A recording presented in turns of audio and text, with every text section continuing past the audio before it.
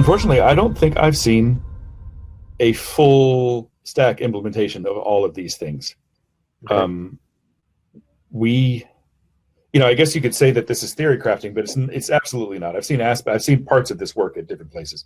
I think the best implementation I have personally seen of the shift right mechanism would be the retell me not, where we were monitoring in production to make sure that our events were making it downstream, and then we were constantly using those analytics. We're constantly testing those analytics to make sure that they worked functionally, and then we were constantly using those analytics to inform our user path. We used to actually have a report that would tell us to the dollar how much we made on each browser OS version.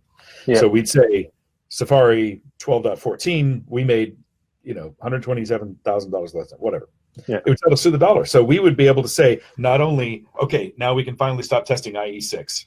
We're only at $8 on IE6 last month, so stop.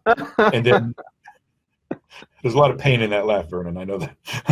And then the other thing we could find out was really interesting was here's a point release of Chrome. We have Chrome 64, 64.1, 64.2, 65.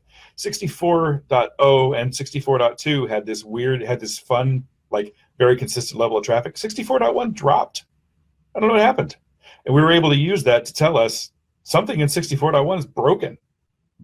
Right. So for us, at least in the e-commerce B2C world, that was hugely valuable. And then we were able to use that also to guide us in what we should and should not be testing. Like we were testing the member profile site, nobody used it.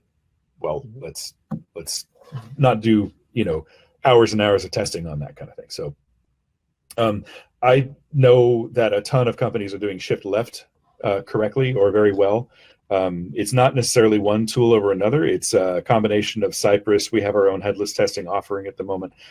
Cypress is a good tool for shifting left because developers can run it sort of in their same node process as they're developing a React site, something like that. Shift right's the one that I'm sort of excited about. I think it's forward looking, it's in the future, but I almost feel like shift right is going to save the testing craft in terms of being taken seriously, because I feel like those of us who have stuck with testing are kind of on an island, and I can't stand it anymore. We've got to be innovative and move forward, and I think shifting right is how we start that conversation.